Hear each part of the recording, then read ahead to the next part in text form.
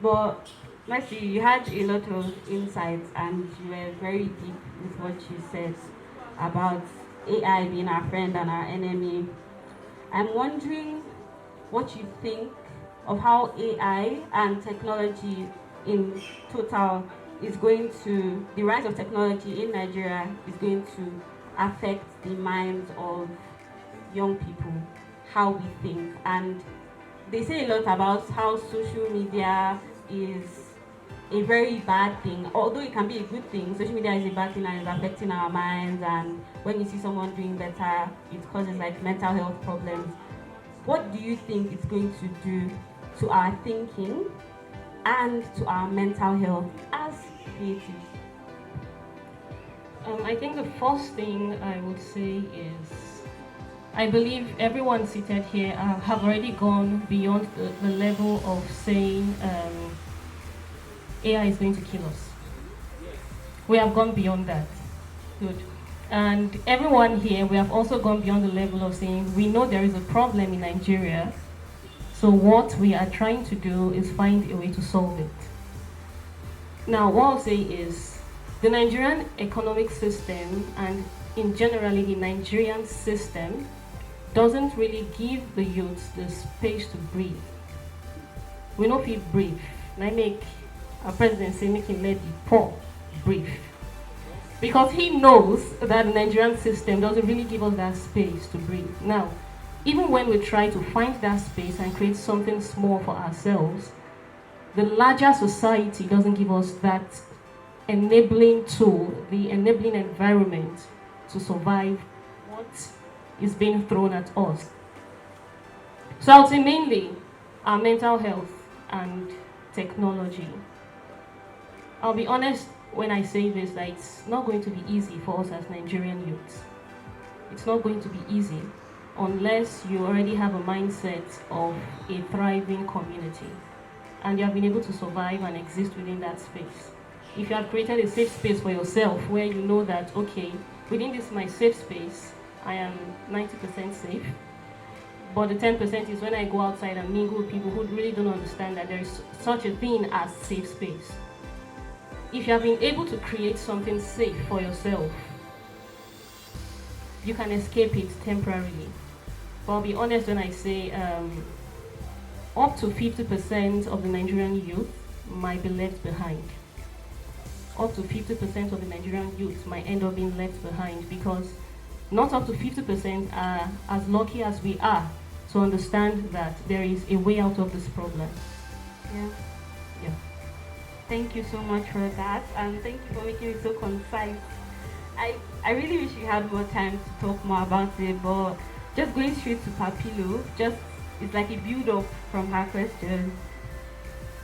Do you think that Nigeria is really ready for this wave of technology advancement and this gap that already exists? Because you know there are people in the grassroots who have no access to technology at all, and then there are people who do.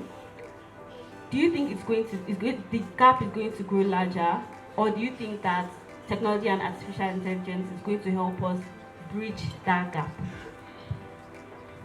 All right. So this question is not really very, it's not so simple to answer.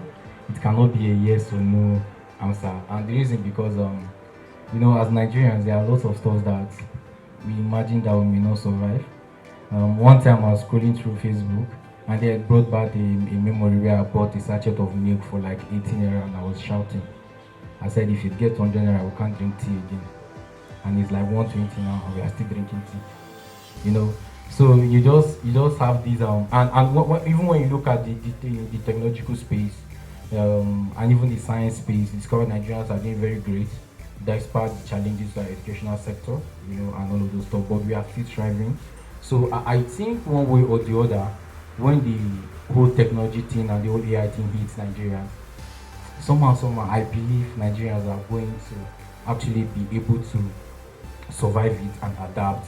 However, if you've operated beyond the shores of Abuja and even in your local states within the urban communities, you would see the big that there is between people. I don't know if I should do word elite, but you see there's a big gap of knowledge, big gap of mode of operation, big gap of a lot of things from people in the core rural area and those in the urban area. So it means that even though the population I may be speaking for now, those in the urban area, the elite that have privilege, may be able to chest it in and then use it and all, and even do better with it. There's still going to be a problem of people that are going to be left behind. So someone was saying there's no middle class in Nigeria, and I was trying to tell the person I'm poor too. So yeah, if there's no middle class, I'm poor. Like even there's middle class. In the middle class, I'm poor in the middle class. But that's because not like I can't afford what to eat, but I just told somebody, like, if you think you are rich, don't just pray that one sickness should hold you. Sickness that will draw like 12 million naira, and then you have only 7 million in your bank account, and all your family can put together 8 million, and they still have gone for 4 million. And you're on the path of being poor, and all of this stuff. So there's a big gap, especially with the dangers of living in Nigeria. When I say by dangers, of course, like what I mean, if you are not it just feel like you need more money to be safer in Nigeria. You don't really need money for your day-to-day activities. You just need for security. People that drive cars have where they store 200 and 500 naira notes in case police stop them, to be safe and all of those stuff. So I think some are going to survive, but because of the gap, especially as simple as education is, like, some people still don't understand basic English and basic math, and it's a problem. And with AI coming, so that's the technology of the question. Thank you so much, Papino. I think it's so sad, the gap, because a lot of times when we're speaking about technological advancements, we speak about the urban areas, and we don't really speak about what's going on in the grassroots. A lot of people have not advanced in Nigeria, like she said, and it's really jarring to know the statistics. Becca, I would just like to end this session by asking you something that's really important to all of us here, which is just talking about digital rights and how to protect yourself online, and also the issue of intellectual property, because I've been seeing some things of some artists, visual artists mostly, saying that, oh, their work has been stolen by AI took their to generate stuff. So, like, what do you think about intellectual property? How can we protect our intellectual property, and how can we protect ourselves as young creatives online? Let me start by repeating something she said. If you have a Google account, your information is already out there. So in terms of protecting yourself, you can only do so much. And personally, I like to believe there is a limit to these things. Let's say, for instance, now Google has my data and my information, but how they use it is what is important. And the tricky thing with AI is that it's fairly new. It has been existing, but it's fairly new. So there aren't enough laws to guide it. And that's where the privacy issue comes with. Like Midjourney now, for instance, let's say the AI that you use now to prompt that the artwork, for it to be able to get the graffiti of the LGBT thing, it had to pick from different artists who are in that field. So he picks their work. I'm sure they must have posted it maybe on Instagram or Twitter, wherever. So it will scan all through their works and then present it to you as your own, but it's not yours. It's the work of many other people. And there was a movement like some months ago about artists saying they are no longer going to be posting on social media because AI is ripping off.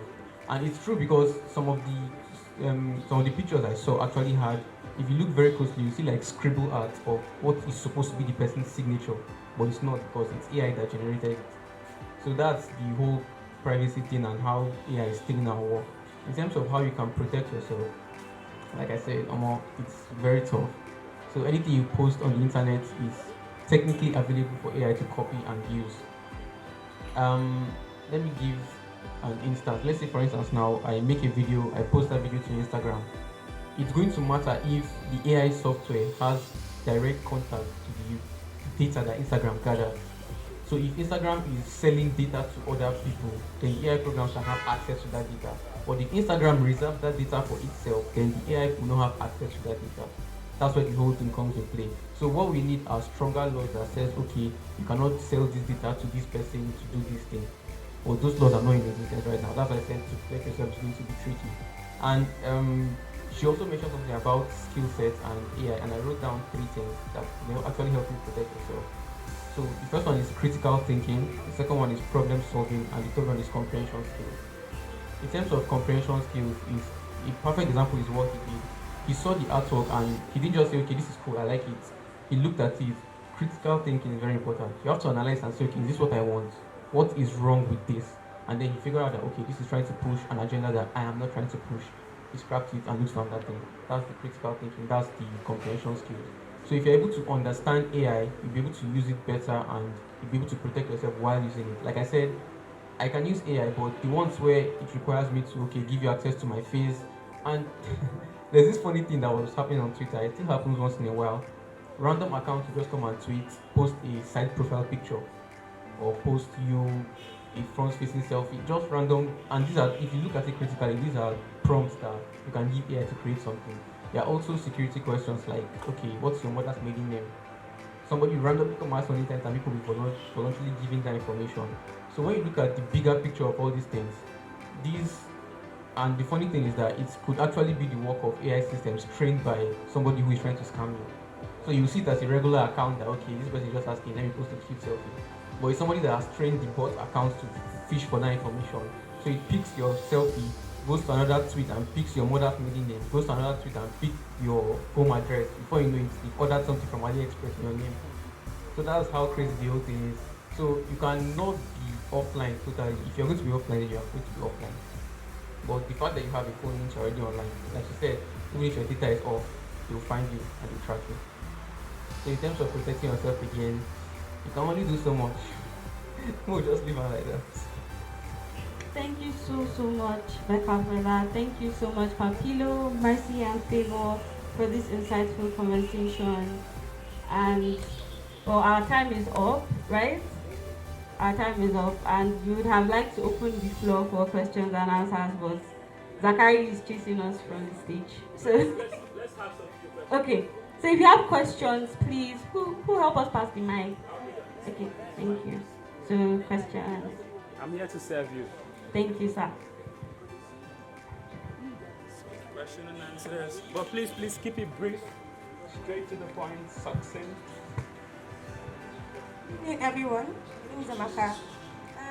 I was watching a movie today, Heart of Stone. I don't know if anyone has seen the movie. It's basically based on AI, and it's scary what the future is going to look like if we all don't take action. And then as young people, today's International Youth Day, most of us, like the larger percentage of people living on earth are young people, and we're the ones in charge. Where's the regulation? Where do we draw the line? So where do we draw the line and say, people can't do this, you can't create this with AI? So it doesn't get to a point where one person will wake up one day with a crazy idea to just wipe all of us away. No, so it's not, we're saying we're not there yet. But the thing is, we're not there yet. We have the entire information, data everywhere. People are creating things. People are using their creativity to build things. So where do we draw the line? Which agency is going to say, oh, we're regulating this thing? You can't do this, you can't do that. So where do we draw the line? That's just my question. That regulates the okay, like when you try to get into an app, it tells you terms and conditions. You don't read, you just click, you just enter. Is there any Nigerian regulatory body that covers, that tells you, oh, we don't want certain things for our people, take this away, like the rules that Twitter tells you to agree to before you do certain things? Is there something saying we don't want this as Nigerians at all? Someone said that one of the loan apps was posting someone's nudes. Eh? Yes. Said, you know when they say accept for photos for contact? Contact. Yes. So when she did not pay, They were sending her nudes. That means she puts her news on the app. Her nudes are on her phone. There are so many. They can access your photos. Aside that, there's this crazy app. I see. Yes. Gave permission. That's Yeah, that's what I'm saying. Those permissions, is there no line to be drawn that covers Nigerians that as an app, I don't know what they call them, but as you are coming into Nigeria to do business with Nigerians, we don't want this, we don't want that. Is there anything like that? Thank you. Basically. Okay, thank you very much. I quite enjoyed the conversation. So I work with writers and authors a lot, and talking about working with AI to write, there's been some kind of issues with a few authors that I've seen, and other people who actually engage in the writing and publishing space. Now there's like two factions. The first believe that writing, just like what you said, co-writing or co-authoring your book is one way to express. You give the prompt, the AI helps you to express what exactly you want to do. And this first faction believe that if you use AI to write, it means that you're amplifying your innermost thoughts and it helps you become better in what you do. But this second faction who believe that if you write a book and you publish it with AI, you should clearly say that this book was written with AI. Otherwise, you are like projecting some falsehood because it wasn't actually written by you. So, as a publisher, Open for who wants to address that. Last question, please. Hi everyone, my name is Linda and I am a visual artist. But gradually, it was coming rapidly, gradually, and boom, it was everywhere. So, in my attempt to add a little spice to what I've been said by the amazing panels we have here, this is my story. When I first found out AI could actually generate amazing artworks, as an artist, personally, I felt like life threw me a spanner and I couldn't handle the pain. So, reacting to that pain, I just left AI. I didn't want to hear anything about AI at that. So gradually now, after bowing to pressure, I realized I can use this AI as a tool to generate a visual template of the story that I have in my mind, so I can easily depict it on my canvas. So in addition to this, it's clearly evident that the human consciousness cannot be fully captured by artificial intelligence. So therefore, I see AI more as a tool than a threat. Thank you. Stick to my thing. Amaka, for businesses, how do you regulate? Where do you draw the line for businesses? So, you recall I said earlier, before you start using AI for your business, learn it, those things, the robots that answers you and all of that. So when you want to implement that in your business, you could, decide, place value.